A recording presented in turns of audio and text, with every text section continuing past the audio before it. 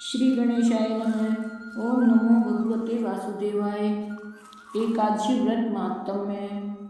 मानदाता बोले कि हे वशिष्ठ जी, यदि आप मुझ पर कृपा करें तो किसी ऐसे व्रत की कथा कहिए जिससे मेरा कल्याण हो। महर्षि वशिष्ठ बोले कि हे राजन, सब व्रतों में उत्तम और अंत में मोक्ष देने वाले आमल की एकादशी के व्रत का मैं वर्णन करता हूँ। यह एकादशी फाल्गुन मास के शुक्ल पक्ष में होती है। इस व्रत के करने से समस्त पाप नष्ट हो जाते हैं। इस व्रत का फल 1000 गोदान फल के बराबर होता है। अब मैं आपसे एक पौराणिक कथा कहता हूँ, आप ध्यानपूर्वक सुनिए। एक वैदिक नाम का नगर था जिसमें ब्राह्मण, क्षत्रिय, वैश्य और शूद्र चारों वर्ण आनंद सहित रहते थे। उस नगर में सदैव वेद ध्वनि गूंजा करती थी तथा पापी, दुराचारी तथा नास्तिक उस नगर में कोई नहीं था। उस नगर में चैत्ररथ नाम का चंद्रवंशी राजा राज्य करता था। वह अत्यंत विद्वान तथा धर्मी था। उस नगर में कोई भी व्यक्ति दरिद्र व कंजूस नहीं था। सभी नगरवासी विष्णु भक्त थे और आबाल, वृद्ध, स्त्री, पुरुष एकादशी का व्रत किया करते थे। एक समय फाल्गुन मास के शुक्ल पक्ष की आमल की एकादशी आई। उस दिन राजा, प्रजा तथा बाल, वृद्ध सबने हर्षपूर्वक व्रत किया।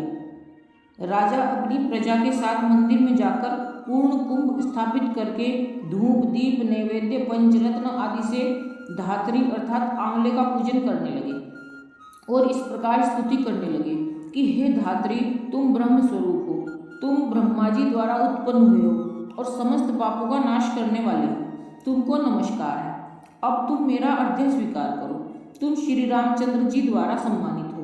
मैं आपकी प्रार्थना करता हूँ, अतः आप मेरे समस्त पापों का नाश करें। उस मंदिर में सबने रात्रि को जागरण किया।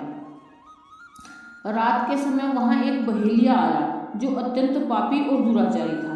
वह अपने कुटुंब का पालन जीव हत्या करके किया करता था। भूख और प्यास से अत्यंत व्याकुल वह बहेलिया इस जागरण को देखने के लिए मंदिर के एक कोने में बैठ गया और विष्णु भगवान तथा एकादशी महात्म्य की कथा सुनने लगा। इस प्रकार अन्य मनुष्यों की भांति उसने भी सारी रात जागकर बिता दी। प्रातःकाल होते ही सब लोग अपने घर चले गए तो बहेलिया भी अपने घर चला गया। घर जाकर उसने भोजन किया। कुछ समय बीतने के पश्चात उस बहेलिये की मृत्यु हो गई। मगर उस आमल की एकादशी के व्रत तथा जागरण से उसने राजा विदुरथ के घर जन्म लिया और उसका नाम वसुरथ रखा गया। युवा होने पर वह चतुरंगिनी सेना के सहित तथा धन धान्य से युक्त होकर 10,000 ग्रामों का पालन करने लगा। वह तेज में सूर्य के समान, कांति में चंद्रमा के समान, वीरता में भगवान विष्णु के समान और क्षमा में पृथ्वी के समान था। वह अत्यंत धार्मिक, सत्यवादी, कर्मवीर और विष्णु भक्त था। वह प्रजा का समान भाव से पालन करता था। दान देना उसका नित्य कर्तव्य था। एक दिन राजा शिकार खेलने के लिए गया। दैवयोग से वह मार्ग भूल गया और दिशा ज्ञान न रहने के कारण उसी वन में एक वृक्ष के नीचे सो गया। थोड़ी देर बाद पहाड़ी मलेच वहां पर आ गई और राजा को अकेला देखकर मारो मारो शब्द करते हुए राजा की ओर दौड़ी। मलेच कहने लगे कि किसी दुष्ट राजा ने हमारे माता, पिता, पुत्र, पौत्र आदि अनेक संबंधियों को मारा है तथा देश से निकाल दिया है, अतः इसको अवश्य मारना चाहिए।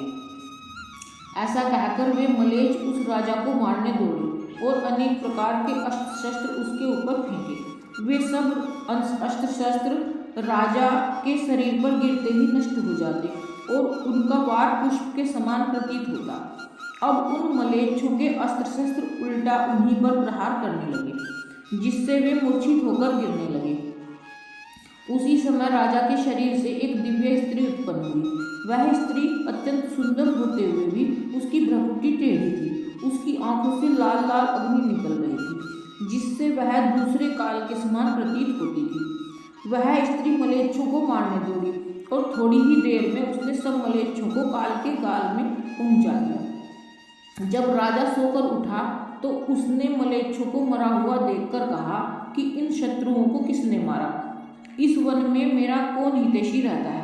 वह ऐसा विचार कर ही रहा था कि आकाशवाणी हुई कि हे राजा, इस संसार में विष्णु भगवान के अतिरिक्त कौन तेरी सहायता कर सकता है? इस आकाशवाणी को सुनकर राजा अपने राज्य में आ गया और सुखपूर्वक राज्य करने लगा। महर्षि वशिष्ठ बोले कि हे राजन, यह आमल की एकादशी के व्रत का प्रभाव था। जो मनुष्य इस आमल की एकादशी का व्रत करते हैं वे प्रत्येक कार्य में सफल होते हैं और अंत में विष्णु लोक को जाते हैं। बोलो श्री विष्णु भगवान की जय, श्री कृष्ण भगवान की जय। ओम नमो भगवते वासुदेवाय। इस प्रकार एकादशी महात्म्य संपूर्ण। जय श्री कृष्ण।